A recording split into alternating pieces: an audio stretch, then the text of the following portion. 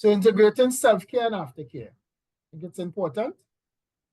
So again, this is balancing self-care and aftercare, complementary strategies in terms of integrating self-care and aftercare creates that balance that we talked about, right? Because we said that, again, from an Afrocentric perspective, an African-centered or indigenous perspective, because one of the things I want to be very clear about, because sometimes when people hear the word African, they get, all in not everybody's African. I understand that. What we are talking about in terms of its humanity, it's understanding the centering of the individual. So from an African-centered perspective, there's always about centering individuals in their story, right? I began by centering myself, right? So we want to make sure that we are centering people as we look at balancing their self-care and aftercare, right? Preventive and supportive focuses on prevention, while aftercare provides that support. And again, we talked about some of the enhancements around that.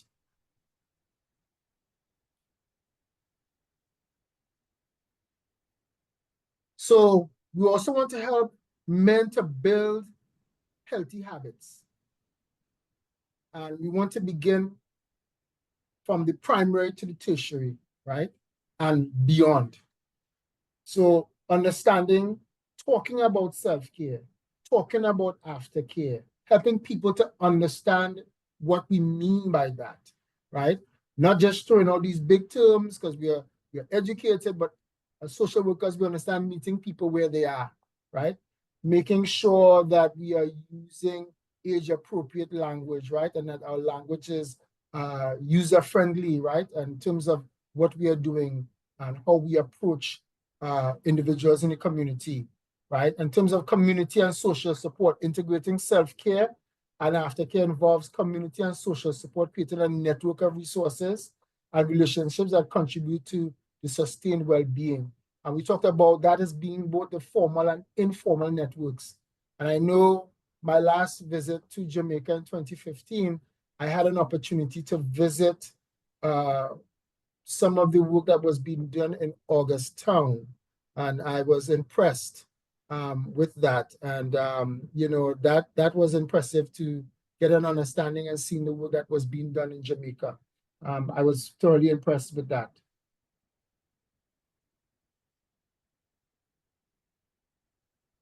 Other thing that we want to consider is helping individualize in terms of personalized well-being plans, right? So we talked about tailored strategies. You have to understand both the collective and the individualized worldview, and then looking at these plans that meet people's needs, right, based on who they are. Helping in terms of sustained progress by creating personalized well-being plans that integrate self-care and aftercare. Individuals can sustain the progress made during treatment. And if they are part of the process, because remember, we are partnering with them, right? They are the experts in understanding themselves. We are helping them to share and create their stories. They are the ones who have lived with the situation. I have lived with me my whole life. I know some of my challenges. What I may not have done is fully understanding how to address it. But maybe with your support, you'd help me to understand and problem solve and come up with certain things, right? That's coming from a strength-based perspective in terms of being culturally relevant, right? Practicing cultural humility, right? And understanding that you are not the expert, right? That the person is that, and you are facilitating the process with them, right? Empowerment and resilience. That is something, again, rooted in the Afrocentric perspective. Why? Because we were, people of African ancestry were disempowered, as we saw from the first picture, right, that I presented. And we're helping to build resilience. I want to be very mindful of the word resilience, because one of the things that I often say is that in spaces where I meet with people who are not from the Black, Indigenous, and people of color populations, whether within the context of North America, they love to throw out resilience for the BIPOC population. So we become the poster child of resilience. But sometimes, the strong Black woman and the strong Black man mentality, right? But sometimes we have to recognize that we are not the poster children for resilience, right? And it's okay to be vulnerable, right? And that sometimes that's something we have to work towards. but not only to say that we must be resilient, but we also want to dismantle policies and practices that cause people to go into distress, right? So that they don't have to become resilient, right? But it's okay to build resilience because we recognize in this life, we'll be always faced with uncertainty. And we want people, yes, to be resilient, but they shouldn't be the poster child for resilience.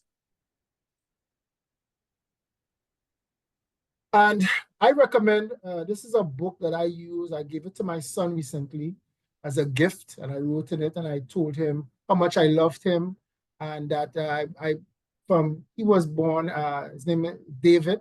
It's disclosed that, and I said I always kept a journal, and journaling. I gave him the journal because since his birth, I always journaled, my thoughts about him from the time he was born until now.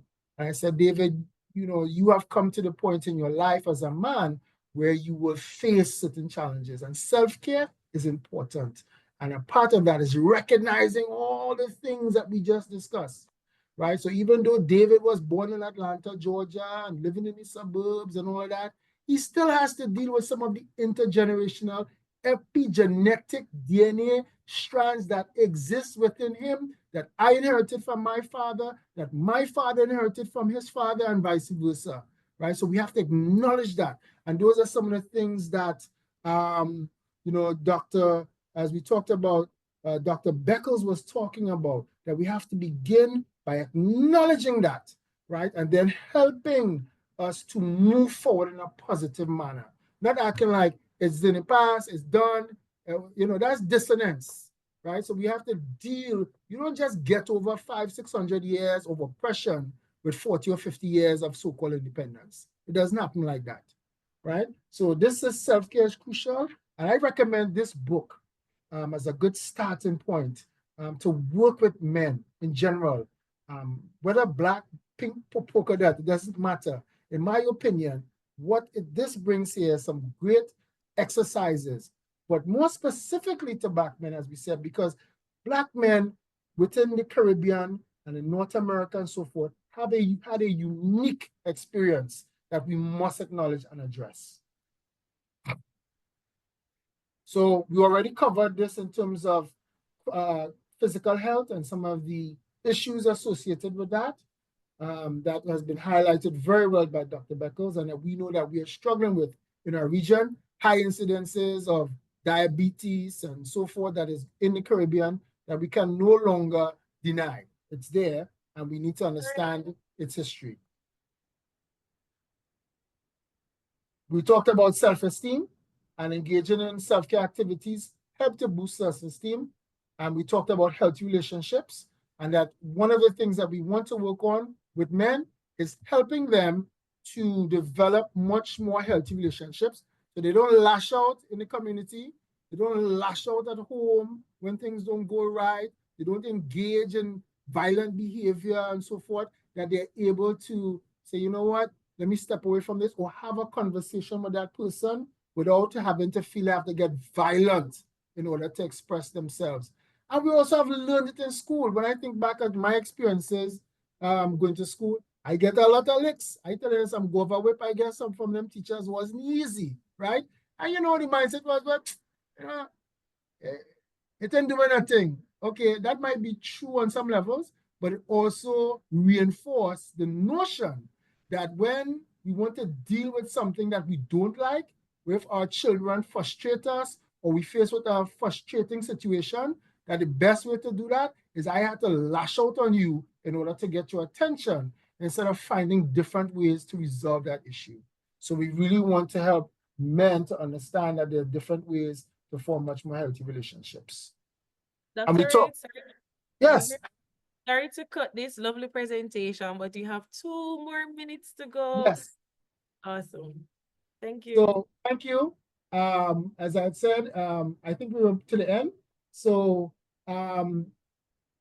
engaging in these practices for you as practitioners, you are helping individuals in terms of their professional lives, their personal lives, and even in terms of their academic success, right? Because we have a few men in the program here in social work, and I think it's important that we pay attention to those needs. So I would like to end here and thank you, and I look forward to hearing more from you.